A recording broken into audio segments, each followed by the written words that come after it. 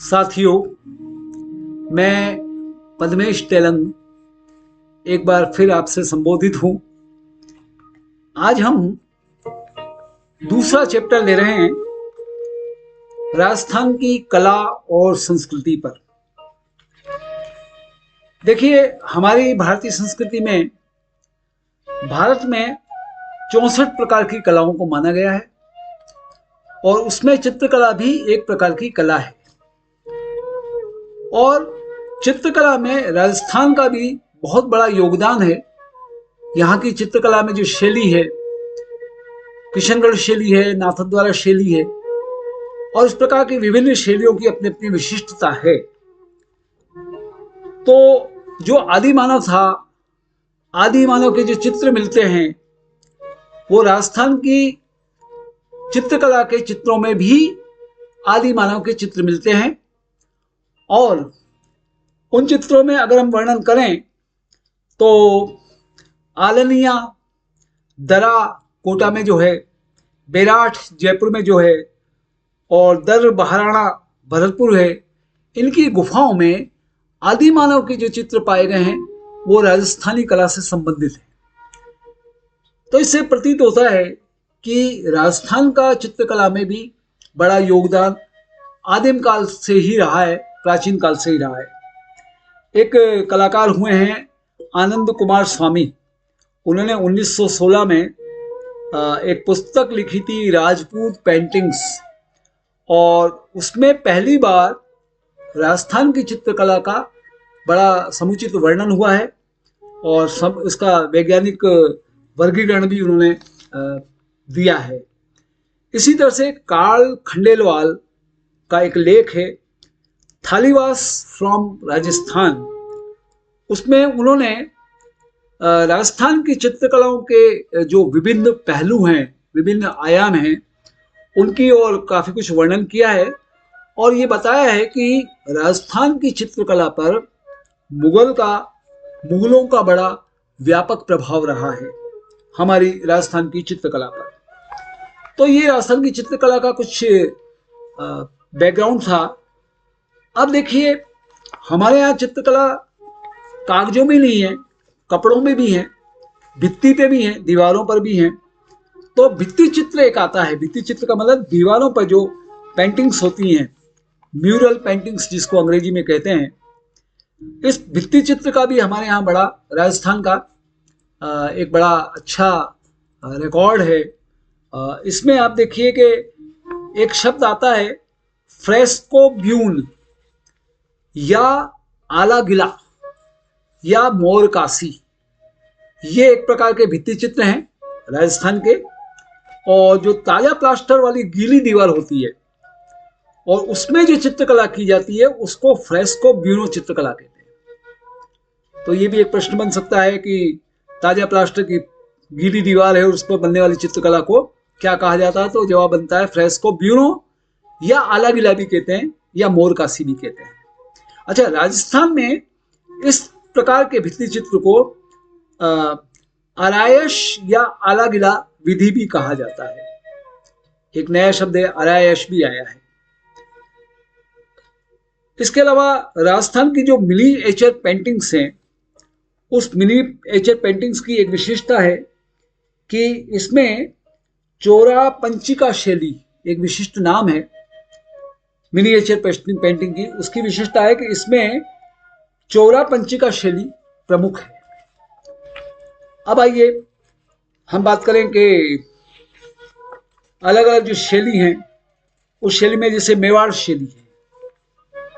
मेवाड़ शैली में जो चित्रकला हुई है उसमें चोर पंचिका शैली की उत्पत्ति तो हुई है और महाराणा कुंभा का जो काल था उसे मेवाड़ शैली का स्वर्ण युग माना जाता है कि उस समय चित्रकला यहाँ बहुत फली फूली। तो यहाँ की जो उपशैलियां हैं, शैली के बाद जो उपशैलियां हैं, उसमें प्रमुख उपशैली है उदयपुर की मेवाड़ शैली है और जिसमें चित्रकार हुए हैं, साहिबदीन हुए हैं, मनोहर, कृपाराम, उमरा आदि चित्रकार हुए हैं। अच्छा, एक कला विद्यालय भी यहाँ रहे हैं चित्रकला को अच्छा पनपाने के लिए कला विद्यालय की भी संस्कृति राजस्थान में रही है। तो महाराणा जगत सिंह जो थे, उन्होंने एक कला विद्यालय की स्थापना की थी जिसका नाम था चित्तेरोरी ओवरी। चित्तेरोरी ओवरी ये कला विद्यालय का नाम था, और अर्थात इसका मतलब ये होता है कि तस्वीरों का कारखाना, तस्वीरों कारखानों, ये जगत सिंह द्वारा ये संस्था बनाई गई थी। एक होती नाथद्वारा शैली, श्रीनाथ जी का जहाँ मंदिर है, नाथद्वारा शैली में क्या होता है, चित्रकला की नाथद्वारा शैली में जो श्रीनाथ जी की प्रतिमा है, ठाकुर जी श्रीनाथ जी की प्रतिमा है, उसके पीछे सजावट के लिए बड़े बड़े कपड़े दीवार पर लगाए जाते हैं, और उन कपड़ों पर जो चित्र बनते हैं, है ना, उसको पिछवाई भी कहते हैं, भित्ति चित्र भी कहते हैं, है ना, वो नाथद्वारा शैली है। वो एक अलग सी नाथद्वारा शैली बिल्कुल अलग से है। ठाकुर जी को की ही सारी लीलाओं को, श्री कृष्ण की सारी लीलाओं को उसमें उकेरा गया है कपड़ों पर, और मूर्ति के पीछे इन तस्वीरों को लगाया जाता है। एक देवगढ़ शैली है, देवगढ़ शैली है, फिर चावंडी शैली है।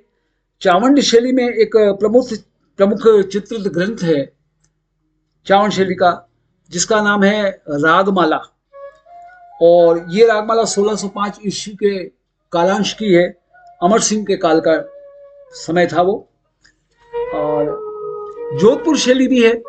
जोधपुर शैली में जैसे ढोला मारू का चित्र है, ढोला मरवणरी बात का चित्र है, और उस समय वहाँ के जो महाराजा जसवंत सिंह और महाराजा मान सिंह थे, उन्होंने उस जोधपुर शैली को काफी पनपाया। बीकानेर की उपशैली है, और किशनगढ़ की उपशैली है। देखिए, किशनगढ़ की उपशैली में एक बड़ी प्रसिद्ध रचना है, चित्रकला की बड़ी प्रसिद्ध रचना है, उसका नाम है बनी ठनी। बनी ठनी ने को बनाया था निहाल चंद ने, और एरिक डिक्सन ने इस बनी ठनी को भारत की मोनालिसा कहा। पेरिस में एक बहुत विश्व प्रसिद्ध मोनालिसा की तस्वीर है, जिसमें बड़ी मधुर मोहक मुस्कान है, और बहुत मशहूर नाम है मोनालिसा। तो इस हमारी राजस्थान की बनी ठनी को भारत की मोनालिसा कहा गया है।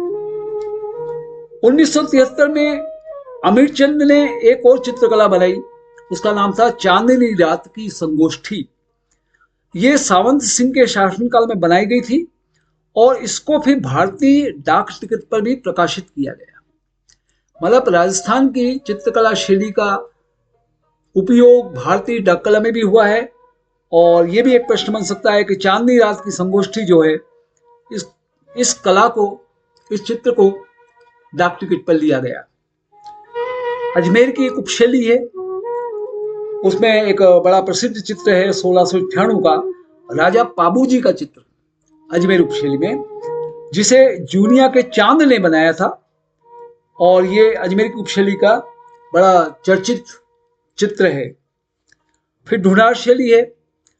ढूंढार शैली में जयपुर शैली आती है, और उसकी जयपुर शैली की वही महाराजा सवाई जयसिंह प्रथम ने उसको बड़ा पनपाया, उस शैली को। और उनकी प्रमुख रचनाएं हैं रसिक प्रिया, कवि प्रिया, गीत गोविंद, बारह मासा, नवरस और रागमाला। इसके बाद सवाई माधो सिंह प्रथम के समय जयपुर में कलाकारों ने चित्रों में रंगों की जगह दूसरे आइटम्स का इस्तेमाल किया। वो दूसरे आइटम थे मोती, लाख और लकड़ी के मोतियां, उनको उपयोग किया, और मणिकुट्टिम की परंपरा को बढ़ाया। अब देखिए, मणिकुट्टिम भी एक अपने आप में शैली है कि जिसमें रंग का इस्तेमाल कम होता है या नहीं होता है, और मोती, लाख और मोतियों का इस्तेमाल होता है। एक बहुत बड़ी संस्था है मशहूर, Maharaja school of arts and crafts. Maharaja Sawai Singh ने 1857 में इस विद्यालय की स्थापना की थी, और वर्तमान में इस संस्था को राजस्थान स्कूल ऑफ आर्ट्स के नाम से जाना जाता है। तो कहने का मतलब ये है कि राजस्थान के में राजा महाराजाओं ने चित्रकला शैली को भी बहुत पनपाया, और उसमें बहुत बड़ा उनका योगदान है। एक चीज हम और बताएं, आमेर शैली की जब बात चलती है, चित्रकला की जो आमेर शैली है, आमेर शैली में एक चित्रकला का संरक्षण हुआ था, और 1639 ईस्वी में मिर्जा राजा जयसिंह ने अपनी रानी चंद्रावती के लिए रसिक प्रिया और वेली कृष्ण रुक्मणी री जैसी रचनाओं का निर्माण करवाया था। ये दोनों बड़े मशहूर नाम है, रसिक प्रिया और वेली कृष्ण रुक्मणी री। इनका संबंध सीधा सीधा राजा जयसिंह से जुड़ा हुआ है। इसके बाद हाड़ौती शैली है, बूंदी शैली है, बहुत सारी शैली है, दुगारी शैली है, झालावाड़ की शैली है। इनकी चर्चा फिर कभी और समय की जाएगी। अब देखिए, राजस्थान की हम प्रमुख लोक कलाओं पर बात करें। लोक कला में एक बड़ी मशहूर लोक कला है सांझी। सांझी सांझी दशहरे से जो पहले श्राद्ध पक्ष आते हैं उसमें सांझी बनाई जाती है। इसमें क्या विधि होती है कि जो अविवाहित लड़कियां होती हैं जिनकी शादी नहीं हुई है, वो 15 दिन तक एक गोबर से सफेद की गई दीवारों पर आकृति बनाती हैं सांझी की। दीवार पर गोबर लेकर कुछ आकृतियां बनाती हैं, उस आकृतियों को सांझी कहते हैं और उसकी पूजा करती हैं। और ये माना जाता है कि कुंवारी लड़कियां हैं, इनका विवाह बहुत अच्छा होगा, इनको वर बहुत अच्छा मिलेगा। एक शैली है, लोक कला है, एक लोक कला है मांडना।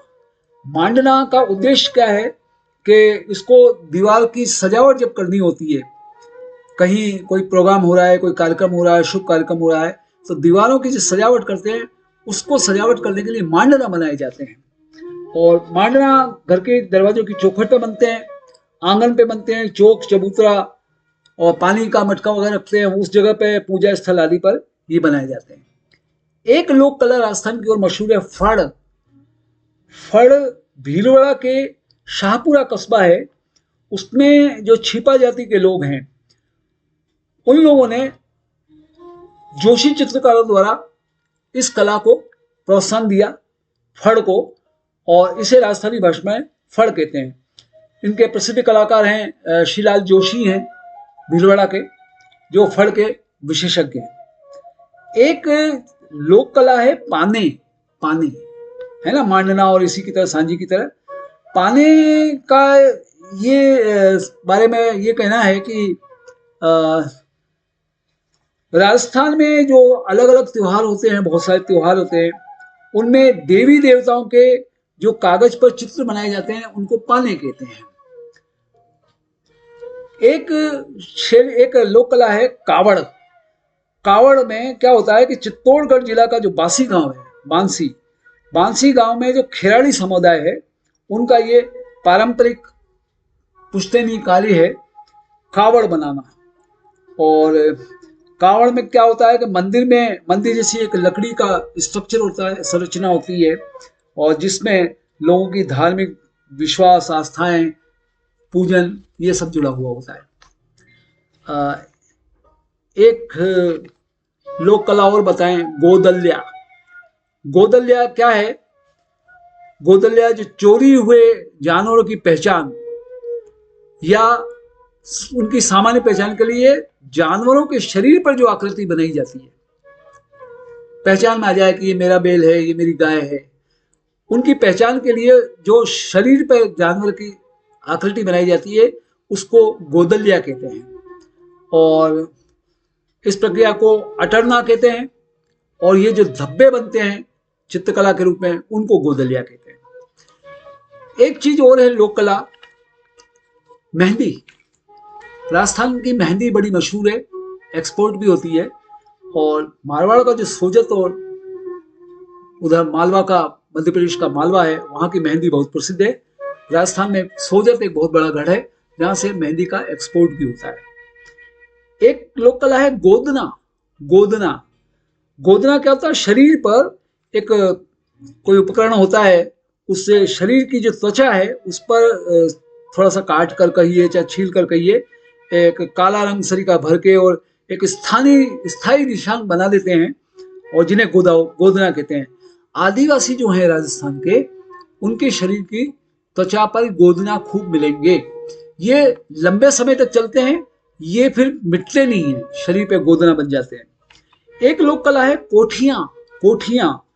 कोठियां में क्या होता था? भंडारण सामग्री इकट्ठा करना है, गेहूं रखना है और कोई सामान रखना है, उसका जो भंडारण होता था, स्टोरिंग, स्टोरेज के लिए बड़ी कोठियां जो बनती थी, वो भी कोठियां भी बड़ी कलात्मक बनती थी। उसको कोठियां जो कहते थे, तो उसमें कई जाली होते थे, छिद्र होते थे, मोल्डिंग होती थी। उन पे कभी देवी देवता की फोटो बना रहे हैं, चित्र बना रहे हैं, कभी जीव जंतुओं के बना रहे हैं। इस तरह की ये कोठियां भी अपनी लोक कला राजस्थान की है। एक लोक कला है व्हील। व्हील ये पश्चिमी राजस्थान के ग्रामीण क्षेत्रों में ये कला बड़ी मशहूर है। और पतली बांस की छड़ियों को घोड़े की लीड उसके साथ गूंथ कर तैयार किया जाता है। व्हील को, घोड़े की लीड और बांस की छड़ियां। एक लोक कला बड़ा मशहूर है, वर्ल्ड फेमस, कठपुतली, पपेट। कठपुतली जैसे उदयपुर में जो लोक कला मंडल है, मीरा लोक कला मंडल वगैरह, वहाँ कठपुतली विधा को बड़ी अच्छी ट्रेनिंग दी जाती है, प्रोग्राम भी होते हैं विदेशियों के लिए। और उदयपुर में ये विशेष रूप से प्रसिद्ध है। और लकड़ी की कठपुतलियां बनती हैं, राजस्थानी ड्रेस पहनाए हुए, और छोटे छोटे प्रोग्राम्स उनके मार्फत, छोटे नाटक वगैरह, उनको कठपुतलियों को धागे से ऊपर पकड़कर उनको नचाया गवाया और पूरा ड्रामा कराया जाता है। तो धागों की सहायता से उनको कठपुतलियों को नचाया जाता है। और इन कठपुतलियों के माध्यम से कई नाटक का मंचन भी करते हैं कलाकार लोग। तो उन नाटकों में मशहूर है सिंहासन बत्तीसी, पृथ्वीराज संयोगिता, अमर सिंह राठौड़। और इस कठपुतली कला को अंतर्राष्ट्रीय मान्यता मिली है, विदेशों ने भी इसको सराहा है। तो 1965 में रोमानिया में एक तीसरा अंतर्राष्ट्रीय कठपुतली महोत्सव हुआ था, विदेशों में इसको पपेट्स कहते हैं। उस तीसरे कठपुतली महोत्सव में रोमानिया में उदयपुर के लोक कला मंडल के कलाकारों ने भी राजस्थान की इस कला में प्रथम पुरस्कार जीता था। ये एक प्रश्न बन सकता है कि रोमानिया में कौन सी कला को प्रथम पुरस्कार मिला, तो वो कठपुतली थी। इन लोक कला के बाद हम हस्तशिल्प पर आते हैं, राजस्थान की हस्तशिल्प पर। देखिए, हस्तशिल्प में मूर्ति कला आती है।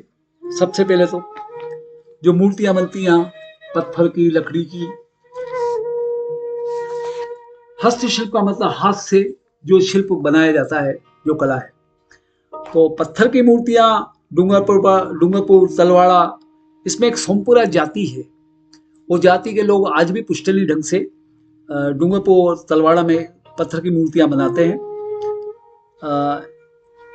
टेराकोटा राजसमंद जिले में एक मोलेला जगह है, वहां टेराकोटा नाम की एक मूर्तियां बनती हैं। वो पकी हुई जो मिट्टी होती है, मिट्टी कच्ची नहीं, उसको पका के मिट्टी को, उससे मूर्तियां और विभिन्न वस्तुएं बनती हैं। उस आर्ट को टेराकोटा कहते हैं। और मोलेला जो गांव है और हरजी, उसमें कुम्हार ऐसी मूर्तियां बनाने के लिए गधे का गोबर देते हैं, और गधे के गोबर में मिट्टी को मिश्रण कर देते हैं, और फिर बहुत ऊंचे तापमान पर उसको पकाते हैं, और उससे ये टेराकोटा का आर्ट का चीजें बनाते हैं। जयपुर की ब्लू पोट्री, ब्लू नीले रंग से मतलब है, इसे कामचीनी का भी नाम से जाना जाता है। कामचीनी कहो चाहे ब्लू पोट्री कहो।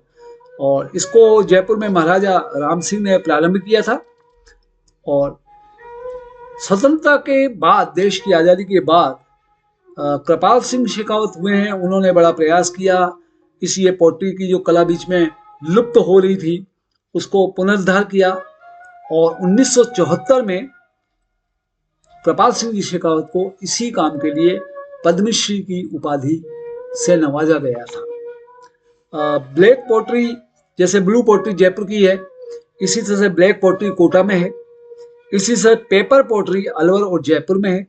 इसी तरह से गोल्डन पोट्री बीकानेर में है।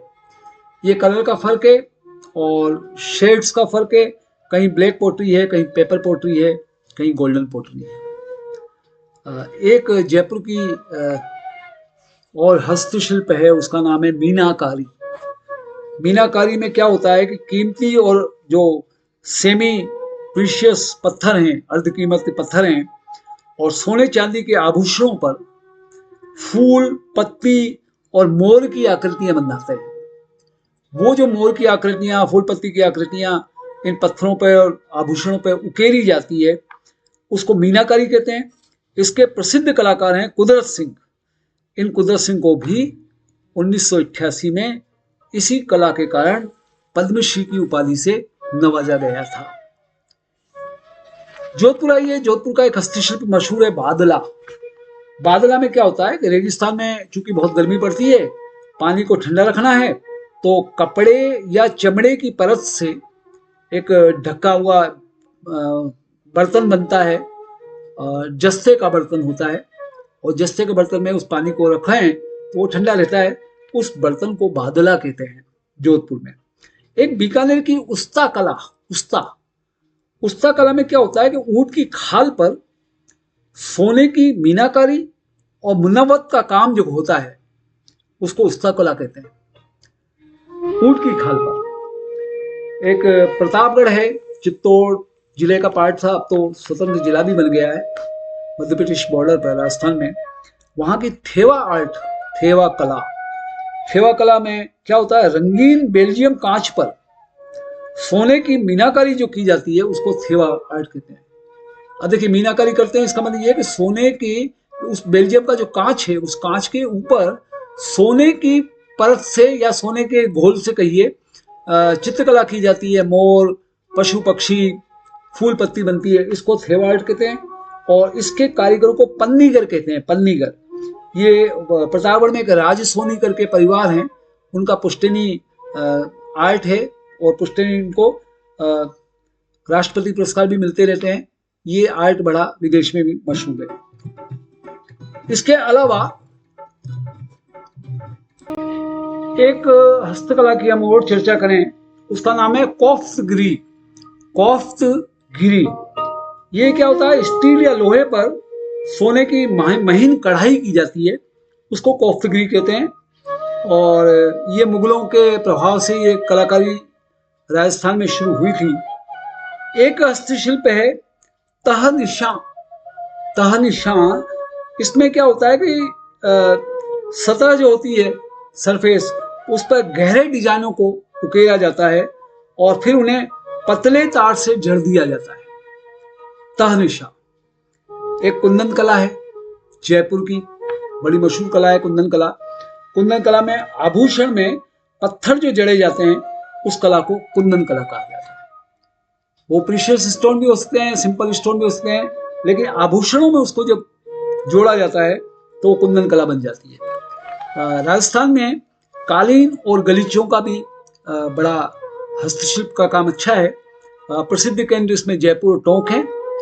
और कालीन जो बनते हैं जमीन पे बिछने के, पलंगों पर बिछने के या किसी और सतह पे बिछाने के लिए, कालीन को सूत और ऊन का उपयोग करके लकड़ी के करघे पर बुना जाता है। इसी क्रम में मैं बताऊं आपको, एक लेटा खेसला उद्योग है जो जालोर के लेटा गांव में स्थित है। एक टांकला कालीन उद्योग है जो नागौर में स्थित है। ये सब कालीन और गलीचे के उद्योग है।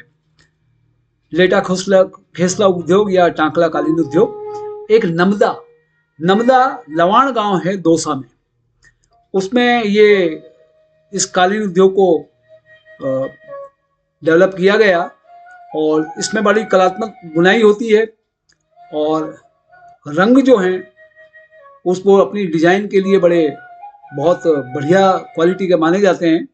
और टोंक जो है वो नमदा उत्पादन के लिए प्रसिद्ध है। अब हम आते हैं हस्तशिल्प में ही, हस्तकला में ही राजस्थान की वस्त्रकला पे आते हैं, कपड़ों पर। यहाँ एक गोटा का कार्य होता है। गोटा क्या होता है, सोने और चांदी की परत वाले तारों से कपड़ों पर जो कढ़ाई की जाती है उसको गोटा कहते हैं। अब गोटा की इस वस्त्रकला, गोटा के अलावा कुछ वस्त्रकला और भी है। कोटा डोरिया में क्या होता है, चौकोर चेक पैटर्न में कपास और रेशम का मिश्रण वाला एक कपड़ा होता है, उसको कोटा डोरिया कहते हैं। जयपुरी रजाई है, बहुत गर्म होती है, बहुत पतली है और बहुत हल्की होती है। एक हस्तशिल्प और है hand block print. Hand block print में क्या होता है, बंदेज का काम होता है उसको टाई और डाई भी कहते हैं, रंगाई छपाई भी कहते हैं। और इसमें क्या होता है कि प्रसिद्ध केंद्र इसका जयपुर और जोधपुर है। और जो बंधेज का काम होता है ना, बांधना, ताना और बाना के संग जो बंधाई होती है और फिर रंगाई छपाई होती है, इस बंधेज का काम चूंदड़ी और साफा पर लोकप्रिय है। राजस्थान की जो प्रतीक बनता है ना, चूंदड़ी और साफा, वो बंधेज से ही बनते हैं। बगरू एक छोटी जगह है जयपुर के पास, वहां का बगरू प्रिंट बड़ा मशहूर है। बगरू प्रिंट में क्या होता है, सांगानेरी प्रिंट जैसा मशहूर है जयपुर के पास रंगाई छपाई का, वैसा ही बगरू प्रिंट भी है सांगानेरी प्रिंट की तरह। और लेकिन ये बगरू प्रिंट में हरे आधार के साथ, सांगानेरी प्रिंट में तो सफेद आधार है, बेस जो है सफेद है, बगरू प्रिंट में हरा आधार है, उसके संग ही रंगाई छपाई का काम होता है। एक अकोला चित्तौड़गढ़ के पास है एक जगह, उसमें दाबू प्रिंट है। दाबू प्रिंट में क्या होता है कि कपड़े के उन हिस्सों पर लोई या लुगड़ी लगाते हैं और लोई या लुगड़ी लगा के उसको दबा देते हैं कपड़े के अमुक अमुक हिस्सों पर, और ऐसी जगह दबाते हैं जहां पर रंग की आवश्यकता नहीं होती है, तो वहां रंग की जगह ये लोई या लुगड़ी ही अच्छा डिजाइन बना लेते हैं। इस लोई या लुगड़ी को ही दाबू कहा जाता है। ये दाबू प्रिंट अकोला का मशहूर है। सांगानेरी प्रिंट की भी हमने बात की, थोड़ा और बताएं सांगानेरी प्रिंट के बारे में कि जयपुर के पास जो सांगानेर है, सांगानेरी प्रिंट में मलमल के कपड़ों पर छपाई का काम होता है और लाल और काला रंग का विशेष उसमें उपयोग होता है। सांगानेरी प्रिंट विदेश में मशहूर है। राजस्थान में ओढ़नी का बड़ा महत्व है, ये भी वस्त्र उद्योग है। ओढ़नी यानी जो स्त्रियां कंधे से चारों तरफ ओढ़ती हैं, इस ओढ़नी के प्रकार कई सारे हैं। तारा भात, केरी भात, लहर भात, जवार भात, समुद्र लहरिया, ये सब ओढ़नी के प्रकार हैं। इसी तरह से पगड़ी यहाँ की बड़ी मशहूर है राजस्थान की। पगड़ी भी अलग अलग पैटर्न की है, अलग अलग जगह की अलग अलग पगड़ी मिलेंगी। इस पगड़ी में अलग अलग पैटर्न है, उदय शाही है, भीम शाही है, अमर शाही है, चूड़ावत शाही है, जसवंत शाही है, राठौड़ी है, मेवाड़ी है। तो हस्तशिल्प का राजस्थान में जो महत्व है, इस हस्तशिल्प को बढ़ावा देने के लिए सरकार ने भी बहुत प्रयास किए हैं। उसमें आप देखिए कि औद्योगिक नीति 1998 जो आई थी, उसमें राजस्थान सरकार ने हस्तशिल्प उद्योग में बहुत सारे प्रयास किए हैं और इसको प्रोत्साहन देने के लिए, देश विदेश के लोगों को आकर्षित करने के लिए हस्तशिल्प के लिए राजस्थान सरकार की व्यवस्था में उदयपुर में शिल्प ग्राम एक जगह है, गांव सा है, उसमें इस हस्तशिल्प के ही पूरे राजस्थान के बल्कि पूरे देश के भी हस्तशिल्प को वहाँ मेला लगता है, बहुत बड़ा आयोजन होता है, देश विदेश के लोग पर्यटक वहाँ आते हैं। उदयपुर का शिल्प ग्राम, जयपुर में जवाहर कला केंद्र भी इसी प्रकार का एक स्थान है और जयपुर में एक राजस्थली एम्पोरियम है, वो भी राजस्थान का जो हस्तशिल्प है उसको लोकप्रिय और उसकी मार्केटिंग का काम करता है, सेल का काम करता है। एक इसी क्रम में एक और चीज बताएं आपको कि एक भौगोलिक संकेत जिसको कहते हैं ज्योग्राफिकल इंडिकेशन, जीआई, एक टैग है, जीआई टैग होता है जैसे सिंबल, तो एक ज्योग्राफिकल इंडिकेशन जीआई टैग है। जीआई टैग क्या है? एक प्रकार की इंटेलेक्चुअल प्रॉपर्टी है, बौद्धिक संपत्ति है। इसका उपयोग जो हमारे पारंपरिक उत्पाद हैं, पगड़ी है, ओढ़नी है ना, इनको सुरक्षा देने के लिए, इनको थोड़ा संरक्षण देने के लिए जीआई टैग का इस्तेमाल करते हैं और अलग अलग स्थान के जीआई टैग अलग हैं, सांगानेर का अलग होगा, बगरू का अलग होगा। तो अगस्त 2023, अभी पिछले वर्ष ही अगस्त 2023 में राजस्थान में 5 पारंपरिक कलाकृतियों को जीआई टैग दिया गया। हर कलाकृति के पास जीआई टैग नहीं है, लेकिन अमुक को जिनको बहुत ज्यादा प्रोत्साहन और संरक्षण देना है, तो 2023 अगस्त में राजस्थान में 5 पारंपरिक कलाओं को जीआई टैग दिया गया उसमें जोधपुर का बंधेज कार्य है, उदयपुर की कोफ्तागिरी धातु शिल्प है, नाथद्वारा की पिछवाई कला है राजसमंद जिला की, बीकानेर की उस्ता कला है और बीकानेर की कशीदाकारी है, हाथ की कढ़ाई कला है। ये जीआई टैग, और भी कुछ चीजें हैं जीआई टैग, कोटा डोरिया वगैरह भी है उसमें। ये सारा हमने हस्तशिल्प पे आपको बताया। अगला टॉपिक हम इसी में लेते हैं, जो है राजस्थानी भाषा और बोलियां। राजस्थानी की जो भाषा है, बोली है, वो भी बड़ी विविधता वाली है। देखिए 1912 में अब्राहम ग्रियर्सन, इन्होंने एक लिंग्विस्टिक सर्वे ऑफ इंडिया में राजस्थानी भाषा के लिए सर्वप्रथम राजस्थानी शब्द का प्रयोग किया। राजस्थानी शब्द, राजस्थानी भाषा, राजस्थानी बोली हम कहते हैं ना, इस शब्द का इस्तेमाल हुआ है सबसे पहले 1912 में अब्राहम ग्रियर्सन द्वारा लिंग्विस्टिक सर्वे ऑफ इंडिया में। हालांकि उससे पहले भी राजस्थानी भाषा की उत्पत्ति तो 11वीं या 12वीं शताब्दी के आसपास ही मानी जाती रही है। राजस्थानी भाषा बहुत पुरानी है, लेकिन नाम इसको अब्राहम ग्रियर्सन ने 1912 में दिया। राजस्थानी भाषा का जो विकास हुआ, उसमें 3 अपभ्रंश भाषा आती हैं। अपभ्रंश मतलब जो शुद्ध भाषा थी, बोलचाल वगैरह में बोलते बोलते जो थोड़ा सा उसका स्वरूप बदल जाता है, उसको अपभ्रंश कहते हैं। तो राजस्थानी भाषा का जो विकास हुआ 16वीं शताब्दी, 11वीं 12वीं शताब्दी के बाद से ही, उसमें जो 3 अपभ्रंश भाषाएं आती हैं, एक तो शोर सेनी अपभ्रंश है, एक नागर अपभ्रंश है, एक मरु गुर्जरी अपभ्रंश है। ये सब अपभ्रंश ने राजस्थानी भाषा को विभिन्न प्रकार के स्वरूप दे दिए, विभिन्न प्रकार का रूप दे दिया। इसलिए हमको भाषा राजस्थानी अलग अलग जगह पे कुछ अलग अलग नजर आती है।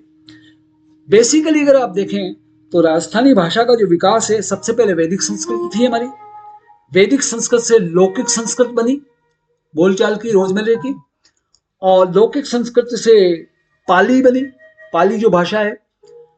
पाली भाषा से प्राकृत भाषा आई, प्राकृत भाषा से अपभ्रंश भाषा आई, है ना, जिसमें मुख्य रूप से मरु गुर्जरी अपभ्रंश था। उससे मरु भाषा आई राजस्थानी, और गुर्जरी से गुजराती भाषा का विकास हुआ। इस तरह से राजस्थानी भाषा का विकास होते होते होते उसका गुजरात तक प्रचार प्रसार हो गया। ये थोड़ा बहुत राजस्थानी भाषा का उत्पत्ति और विकास के बारे में आपको बताया। मैं इसके बाद राजस्थान की स्थानीय बोलियां, भाषा के बाद जो रोजमर्रे में पब्लिक बोलती है, राजस्थान की कुछ स्थानीय बोलियों की बात बताएं। पश्चिमी राजस्थानी में मारवाड़ी बोली जाती है, मेवाड़ी भी बोली जाती है, बागड़ी भी बोली जाती है, शेखावटी भी बोली जाती है। इसी तरह से पूर्वी राजस्थान में जो कोटा वगैरह का एरिया है, कोटा बूंदी का, ढूंढाड़ी चलती है बोली, हाड़ौती चलती है, मेवाती चलती है, और एक अहीरवाटी बोली भी पूर्वी राजस्थान में चलती है। बहुत ज्यादा इसमें नहीं जाएंगे हम। पिंगल और डिंगल 2 साहित्यिक शैली राजस्थान की बड़ी मशहूर हैं। राजस्थानी भाषा की पिंगल और डिंगल ये साहित्यिक शैली हैं। डिंगल में क्या होता है, डिंगल को चारणों ने जो लेखन किया था, उस चारणों द्वारा जो किया गया लेखन है उसको डिंगल का नाम दिया गया, और भट्टों ने जो लेखन किया उसको पिंगल नाम दिया। अच्छा, डिंगल क्या है? डिंगल मारवाड़ी मिश्रित राजस्थानी है, और पिंगल जो भट्टों ने बनाई वो ब्रज मिश्रित राजस्थानी है। राजस्थानी तो है लेकिन ब्रज मिश्रित है, और डिंगल जो है मारवाड़ी मिश्रित है। अच्छा, डिंगल गीत के रूप में विकसित हुई, साहित्यिक शैली गीत के रूप में हुई, और पिंगल जो है वो छंद और पद के रूप में डेवलप हुई। डिंगल प्राय पश्चिमी राजस्थान में, जो बीकानेर, जोधपुर, जैसलमेर, ये पश्चिमी राजस्थान में खूब फली फूली डिंगल भाषा, और पिंगल भाषा पूर्वी राजस्थान में पनपी। एक साहित्य का उसका उदाहरण लें, डिंगल भाषा का एक बड़ा अच्छा रचना है, वेली कृष्ण रुक्मणी री। वेली कृष्ण रुक्मणी जी। और पिंगल का एक बहुत अच्छा उदाहरण है पृथ्वीराज रासो। इसी क्रम में बताएं कि एक मेवाड़ी बोली की जब हमने चर्चा की, मेवाड़ में जो बोली बोली जाती है उसकी खासियत यह है कि ये कर्ता, कर्म और क्रिया इस वाक्य का अनुसरण करती है। व्याकरण में ये तीन चीज आती हैं, कर्ता, कर्म, क्रिया। इसके क्रम में मेवाड़ी बोली का विकास हुआ। चित्तौड़गढ़, राजसमंद, उदयपुर, भीलवाड़ा में ये बोली बोली जाती है। कुछ बोली और भी हैं। ढूंढाड़ी है, जयपुर में बोली जाती है। शेखावटी है, मारवाड़ी की उपबोली है। मेवाती है, मेवाती अलवर, भरतपुर के क्षेत्र में मेव जाति चूंकि बहुत ज्यादा संख्या में रहते हैं इसलिए इसको मेवाती क्षेत्र कहा जाता है, तो वहां बोली का नाम भी मेवाती कहलाता है। अहिरवाटी, अहिरवाटी भी एक बोली है। अहिरवाटी बोली बागड़ी और बंगलू के समान है और यदुवंशी जो अहिर लोग थे वो इसको थे क्या अभी भी हैं, वो इस बोली को बोलते हैं। एक बोली और है मालवी। मालवी बोली राजस्थान का जो प्रतापगढ़ जिला है और उससे जुड़ा हुआ जो मध्य प्रदेश का क्षेत्र है, रतलाम, झाबुआ, भोपाल, मंदसौर, इसमें ये मालवी भाषा बोली जाती है। इसी तरह से एक बागड़ी बोली है। बागड़ी बोली राजस्थान के उत्तरी भागों में बड़ी लोकप्रिय बोली है। एक बोली का नाम है निम्बाड़ी। निम्बाड़ी बंजारा जनजाति के जो खाना बदोश लोग हैं, पूरे भारत में घूमते रहते हैं, वो खाना बदोश लोग निम्बाड़ी बोली बोलते हैं। एक बोली है नीमाणी। ये नीमाणी मालवी की उपबोली है। यहाँ ब्रज की भाषा भी बोली जाती है, ब्रज बोली। और खेराड़ी एक बोली का नाम है। ये मेवाड़ी, ढूंढाड़ी और हाड़ौती बोलियों का मिश्रण है। अब देखिए राजस्थानी भाषा और संविधान, भारत का संविधान, दोनों में राजस्थानी भाषा की स्थिति क्या है भारतीय संविधान में। पहली बार राजस्थानी भाषा जो भारत के संविधान में कई प्रदेशों की भाषा को जो मान्यता दी गई है, राजस्थानी भाषा नाम नहीं था, है उसमें।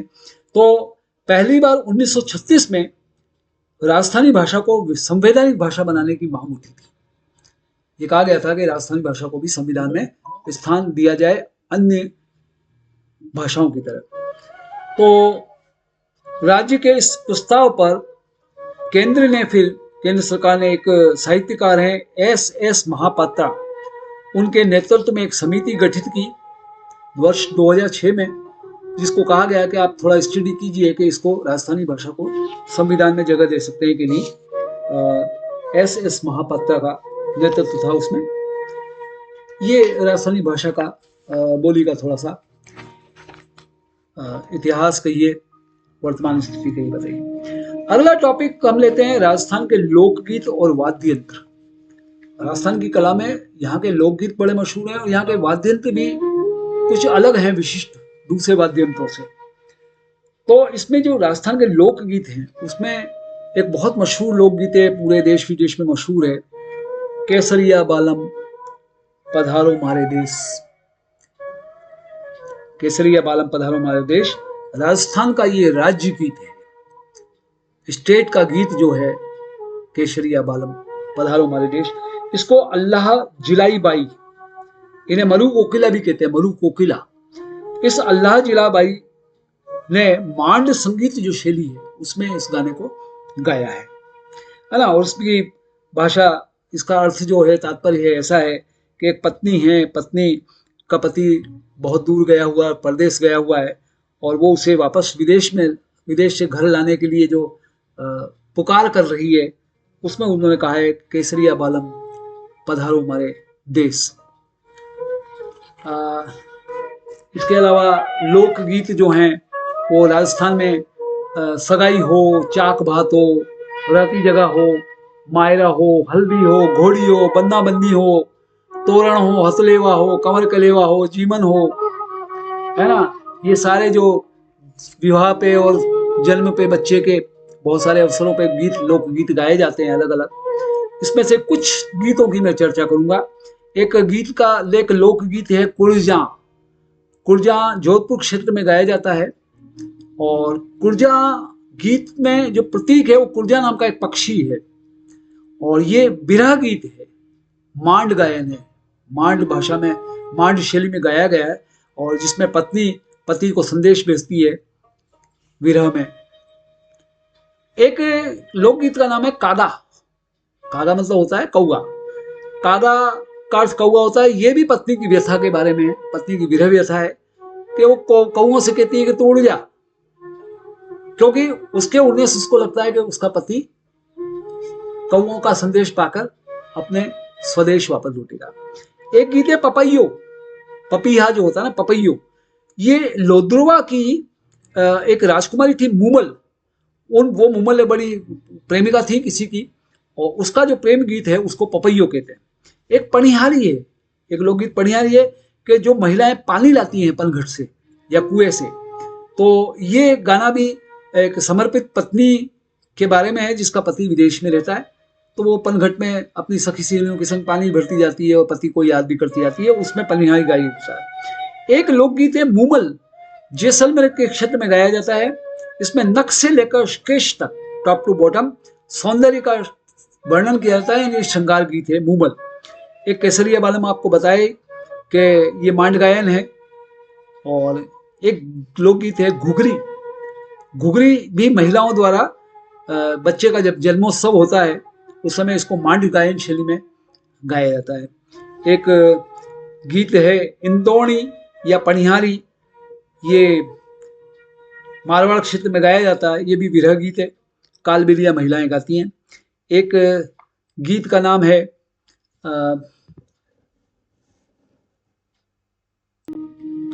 घूमर। घूमर गणगौर तीज पर महिलाएं गाती हैं, और एक बड़ा मशहूर घूमर है, मारी घूमर छे नखराली ए माँ, घूमर रमवा मैं जासिया। एक लोकगीत है गोरबंद, मारवाड़ शेखावटी में गाया जाता है। गोरबंद क्या होता है, ऊंट का जो गला होता है ना उस पर एक आभूषण पहनाया जाता है, उसका प्रतीक है गोरबंद। और वो गोरबंद जब आभूषण को बनाती हैं उस समय बनाती जाती है, महिलाएं उस गीत को गाती जाती हैं, और गाना बड़ा मशहूर है, मारो गोरबंद नखराड़ो, है ना। एक लोकगीत है हिचकी, अलवर और मेवात क्षेत्र में गाया जाता है प्रिय व्यक्ति की याद में।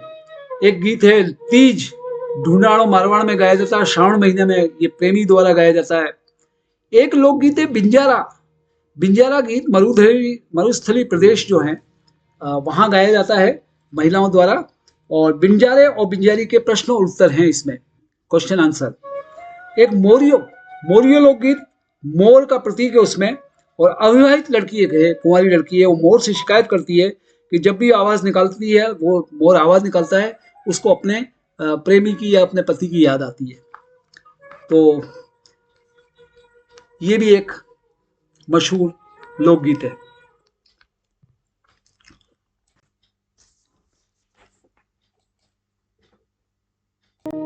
एक लोकगीत और है चिरमी। चिरमी का एक वृक्ष होता है, पेड़ होता है, और ये चिरमी गीत भी नवविवाहित जो दुल्हन है, नई नई जो शादी होकर आई है, वो जब अपने ससुराल में रह रही होती है और उसे अपने मायके की याद आती तब वो गाती है। एक लोकगीत है जच्चा या होलर, ये तब गाया जाता है जब परिवार में किसी बच्चे का जन्म होता है। एक लोकगीत है ओल्यू। ओल्यू तब गाया जाता है जब एक नव विवाहिता जिसकी नई नई शादी हुई है, ये लड़की अपना घर छोड़कर ससुराल जा रही होती है, तब ओल्यू गाया जाता है। एक गीत है बना बनी, बन्ना बन्नी, ये शादी से पहले दूल्हा दुल्हन के को हंसी ठिठोली के रूप में महिलाएं इस गीत को गाती हैं। एक गीत है बिंदोला, बंडोला भी कहते हैं। शादी होने से पहले दूल्हे को जब रिश्तेदार बुलाते हैं घर पे खाना खिलाने के लिए, भोजन पानी के लिए, तो उस समय जब वो लौटता है तभी बिंदोला गाती हैं महिलाएं। एक गीत और बता दें, घोड़ी। घोड़ी जब विवाह के दौरान दूल्हा घोड़ी पे चढ़कर जाता है तो महिलाएं घुड़चढ़ी के समय इस गीत को गाती हैं। तो ये जो लोकगीत की हमने आपको बात बताई, लोकगीत में कुछ चर्चा और करेंगे। अगले लेक्चर में।